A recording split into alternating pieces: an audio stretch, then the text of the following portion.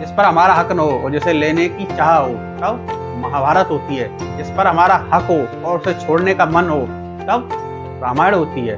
Hello achiever, नमस्कार, मैं RK Singh स्वागत करता हूँ आपके अपने YouTube चैनल पर। और आज दशहरा के अवसर पर सभी भारतवासियों को हार्दिक शुभकामनाएं। और हम इस पावन पर्व पर देखते हैं असत्य पर सत्य की विजय, बुराई पर अच्छाई की विजय। कोई भी काम अगर गलत ढंग से करेंगे तो उसका हमें फल जरूर मिलेगा। हमेशा सत्य का साथ दें क्योंकि सत्य अंत में हमेशा जीतता है। टाइम लगता है लेकिन सत्य हमेशा जीतता है।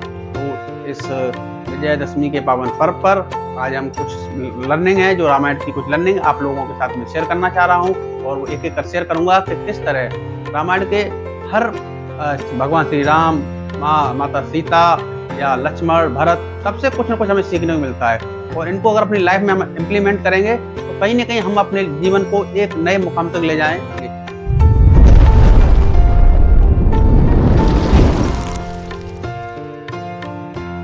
सबसे पहले बात करते हैं श्री राम के बारे में। श्री राम का जिनका अगले दिन क्या होना था, तिलक होना था, राज तिलक होना था, यानी कि सिंहासन पे बैठना था। उसी रात एक ऐसा निर्णय हुआ जिससे पूरी रामायण लिख गई। उनके लिए क्या हुआ, उनकी माँ ने क्या मांगा, 14 साल का वनवास मांगा। वो माँ जो अपने बेटे को सबसे ज्यादा पसंद करती थी।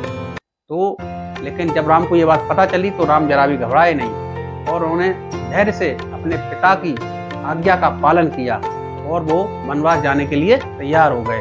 तो हमें क्या सीख मिलती है यहाँ पे? हमें सीख मिलती है हमारी लाइफ में कैसी भी परिस्थितियां हों, हम उन परिस्थितियों से भागना नहीं है। हमें अपने कर्तव्यों का क्या पालन करना है, उनका निर्वहन करना है। सिचुएशन चाहे कुछ भी हो, हर सिचुएशन का सामना करना है। ये भगवान राम से हमें सीख मिलती है। हमें धैर्य रखना है, हमें पेशेंस रखना है और अपने लाइफ में आगे बढ़ना है। अगला मैं बात करता हूँ माँ सीता के बारे में। माँ सीता, जब जो वनवास का निर्णय लिया गया था वो सिर्फ श्री राम के लिए था।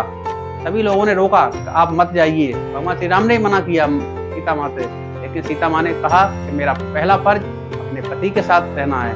और उन्होंने अपने पति के साथ जंगल वनवास जाने के लिए तैयार हुई और उन्होंने उनका साथ दिया। तो इससे हमें माँ सीता से क्या सीख मिलती है कि सिचुएशन चाहे कुछ भी हो, हमेशा अपने पति का साथ देना है। अब बात करते हैं लक्ष्मण के बारे में। अगर रामायण का जिक्र हो और लक्ष्मण की बात न हो, ऐसा हो ही नहीं सकता। जिस तरह रुई और घी जलता है लेकिन नाम होता है कि दिया जल रहा है, सेम उसी तरह लक्ष्मण ने पूरी रामायण में श्री राम के साथ रहे। जब वनवास जाने का फैसला हुआ था, श्री राम के लिए वनवास की बात हुई थी, लेकिन लक्ष्मण सिर्फ अपने भाई के साथ पूरा शुरू से लेकर लास्ट तक भाई के साथ रहे। उन्होंने कभी भी अपनी जिंदगी में प्रशंसा की चाह नहीं की, निस्वार्थ भाव से अपने भाई के साथ रहे, हर समय साथ दिया भाई का। और बस हमें क्या सीख मिलती है इनसे कि निस्वार्थ भाव अपने भाई बहनों का साथ दें, कभी उनका साथ न छोड़ें। सिचुएशन चाहे कैसी भी हो, हमेशा हमें अपने भाई बहनों के साथ देना चाहिए। और अब बात करेंगे भरत के बारे में। जब भरत को ये पता चला कि मेरे भाई को 14 साल का वनवास हो गया है, तो जब वो घर वापस आए तो सबसे पहले वनवास में श्री राम से मिलने गए और उन्होंने कहा कि भाई चलो, वापस चलो, आपका सिंहासन है, आपका इंतजार कर रहा है। लेकिन भगवान श्री राम ने कहा कि पिताजी द्वारा लिया गया फैसला है, मैं अभी वापस नहीं जा सकता हूँ जब तक 14 साल पूरे न हो।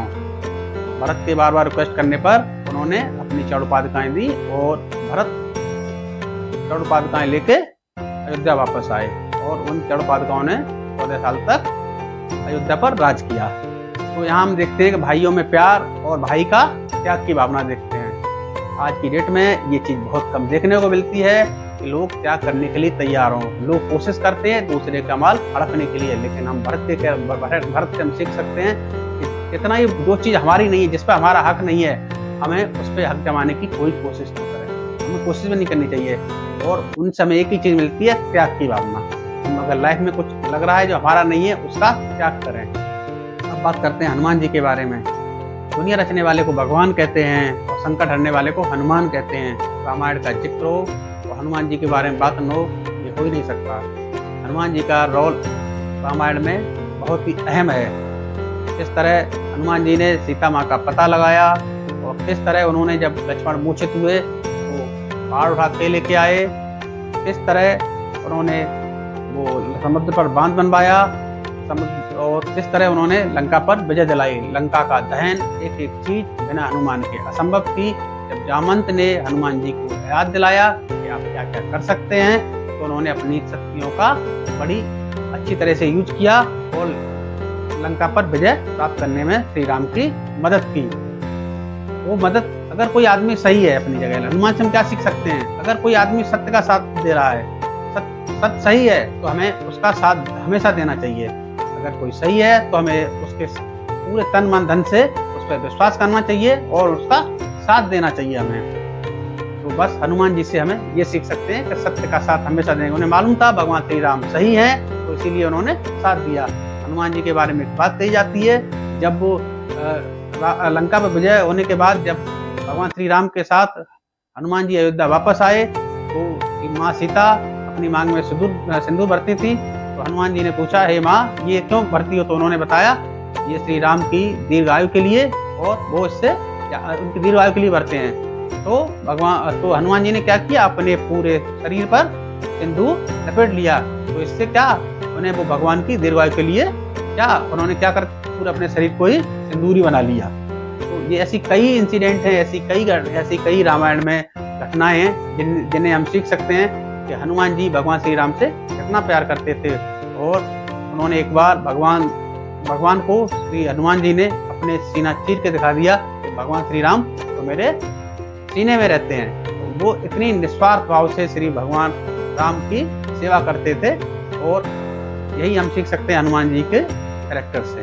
बात करते हैं रावण के बारे में। रामायण की बात हो, रावण का जिक्र न हो, ये हो ही नहीं सकता। हर व्यक्ति से कुछ न कुछ सीखने को मिलता है। रावण से हम जरूर सीख सकते हैं। भगवान श्री राम ने लास्ट में लक्ष्मण से कहा, जब रावण, तो भगवान श्री राम ने लक्ष्मण से कहा, जाओ और रावण से कुछ सीख के आओ, ये महाविद्वान है। तो जब लक्ष्मण रावण के पास गए, तो एक्चुअली फर्स्ट टाइम क्या हुआ, वो उनके सर के पास खड़े हो गए। जब सर के पास खड़े हो गए तो रावण ने उनसे मुंह मोड़ लिया और उनको कुछ बताया नहीं।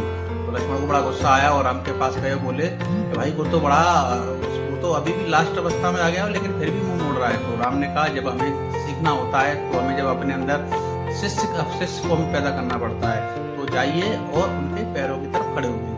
जब वो वहाँ गया तो रावण की जो पहली सीख थी, वो पहली सीख थी शुभम शीघ्रम, जो शुभ है उसे शीघ्र करें, जल्दी से जल्दी करें, उसमें कभी देर न करें। मुझे इस बात का ज्ञान लेट हुआ, मुझे ये जानकारी बाद में हुई कि मुझे राम के साथ में पहले आ जाना चाहिए था, लेकिन क्योंकि राम के द्वारा मारा गया हूँ तो मेरा भी उद्धार हो गया।